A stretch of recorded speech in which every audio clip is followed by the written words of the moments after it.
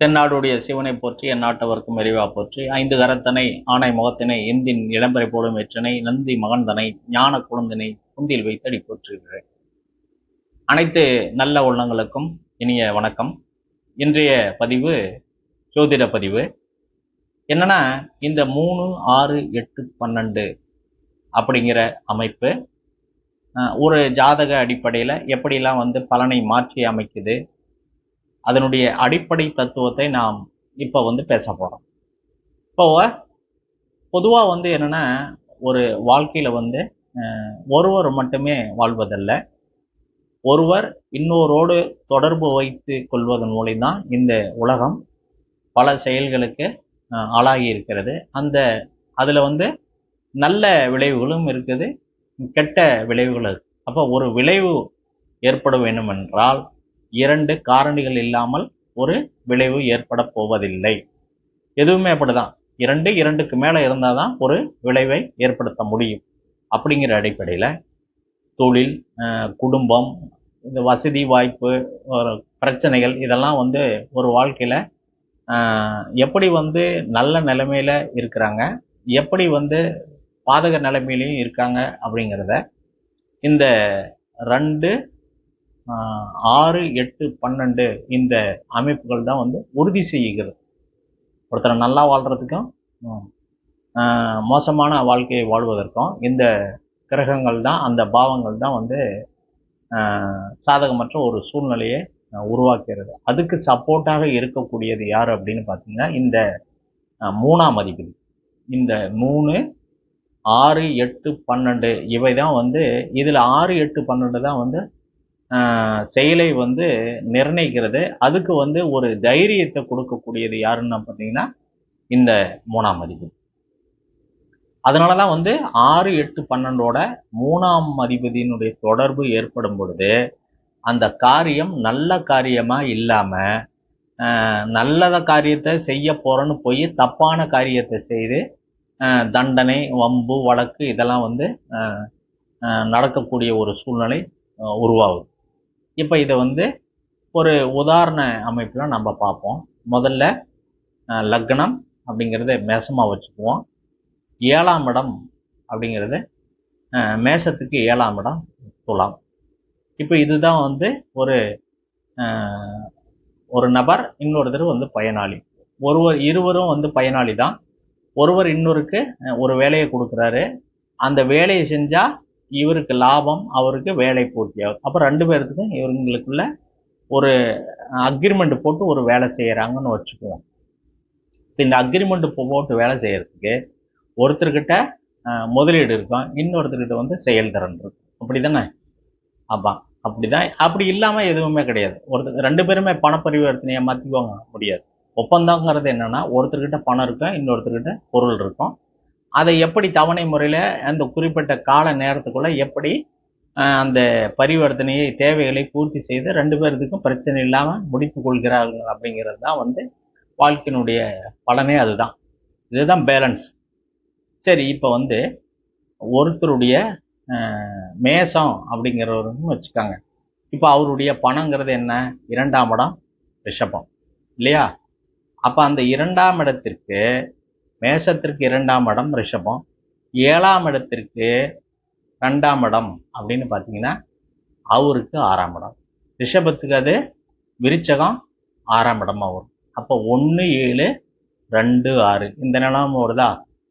அப்போ 1, 7 என்பது எதிராளி, இன்னொருத்தருக்கு பணம், இன்னொருத்தருக்கு சேவை. இன்னொருத்தர் சேவையின் மூலியமாக இன்னொருத்தர் பணத்தை பெறுகிறார். இதில் 6ஆம் இடம் அப்படின்னு பார்த்தீங்கன்னா யாருக்கு? மேசத்துக்கு 6ஆம் இடம் அப்படின்னு பார்த்தீங்கன்னா 7ஆம் இடத்திற்கு 12ஆம் இடம், மேசத்திற்கு 6ஆம் இடம். அது எது வருது? கன்னி வருது. அப்போ அந்த கன்னி அவருடைய சேவை அமைப்பை சொல்லுது. அப்போ அவர் அந்த பணத்தை ஒழுங்காக விரயம் பண்ணியிருந்தா அவருக்கு என்ன கிடைக்கும்? அவருக்கு பெயரையும் புகழையும் கிடைக்கும். அது எந்த இடத்தோட ஒப்பிட்டு பார்க்கணும்? அவர் லக்னத்திற்கு மேசத்திற்கு 12ஆம் இடம், மேசத்திற்கு 12ஆம் இடம், 7ஆம் இடத்துக்கு 6ஆம் இடம். அப்படி ஒரு செயல் கரெக்டாக நடந்திருந்ததுன்னா அவங்களுக்குள்ள எந்த பிரச்சனையும் வராது. அப்போ அதுக்கு பார்த்தீங்க அப்படின்னா இந்த ரெண்டுக்கும் இடையில பார்த்தீங்கன்னா 7ஆம் இடத்திற்கு 3ஆம் இடம் என்னவா வருது? துலாத்திற்கு 3ஆம் இடம் எதுவா வருது உங்களுக்கு? தனுசு வருது. அதே போல மேச லக்னத்திற்கு 3ஆம் இடமாக வரக்கூடியது புதன், மிதுனம் வருது. அப்ப இந்த அடிப்படையில் புதனும் குருவும் எந்தவித ஒரு பாக்கியத்தை அடைவதற்கு இவங்களும் பாக்கியத்தை அடையிறதுக்கு இவங்களும் பாக்கியத்தை அடையிறதுக்கு இந்த குருவும் புதனும் ரொம்ப முக்கியத்துவமான அமைப்பை பெறுகிறார்கள். அப்ப இந்த குருவும் புதனும் ஜாதகத்துல பாருங்க 7ஆம் இடத்திற்கு 6ஆம் இடமாக மீனம் வருது. அது குருவுடைய வீடு. அதே போல மேச ராசிக்கு 6ஆம் இடம் வந்து யாரா வரா? கன்னி, புதனுடைய வீடா வருது. அப்ப இவங்களுக்குள்ள இந்த அமைப்புல பிரச்சனைகள் எங்க வருது அப்படிங்கிறத நம்ம பார்த்து சொல்லிட்டோம்னா ரொம்ப சிறப்பா இந்த பலனை அந்த ஜாதகருக்கு எந்த அமைப்புல பலன் நடக்கும் அப்படின்னு சொல்லிடலாம். இப்ப பாருங்க, மேச லக்னத்திற்கு 8ஆம் இடம் விருச்சகம். அந்த 8ஆம் இடத்து அதிபதி 1, 8 அப்படிங்கிறத இங்க நீங்க பார்த்தீங்க அப்படின்னா செவ்வாய் வருது. இந்த செவ்வாய் எதிராளினுடைய, அதாவது லக்னத்திற்கு 3ஆம் இடத்தினுடைய புதனோட சேர்ந்து விட்டால், புதனோட சேர்ந்துருச்சு அப்படின்னா இந்த பலன் மாறுறதுக்கான வாய்ப்பு உண்டு. அதே போல வந்து துலா லக்னத்திற்கு 3ஆம் அதிபதியான குரு பகவான் யாரோட சேர்ந்துட்டா? புதனோட சேர்ந்துட்டா இந்த ஜாதகத்திற்கு பலன் வந்து தடைபடுவதற்கான வாய்ப்புகள் உண்டு. அப்ப இது ரெண்டும் சமமா இருக்கணும் அப்படின்னா, 2 பேரும் கிவ் அண்ட் டேக் பாலிசியில கச்சிதமா போயிட்டாங்க அப்படின்னா புதனும் குருவும் நல்ல ஒரு நிலைமையில ஒருவருக்கு ஒருவர் பார்த்திருந்து 1, 5, 9ல இருந்தா, அதாவது 7ஆம் இடத்திற்கு 5ஆம் இடம் எது? 7ஆம் இடத்திற்கு 5ஆம் இடம்னு பார்த்தீங்கன்னா கும்பம். அப்போ அது லக்னத்திற்கு 11ஆம் இடம். சரி, இப்போ லக்னத்திற்கு 5ஆம் இடம் அப்படின்னு வச்சுக்கிட்டிங்கன்னா எது?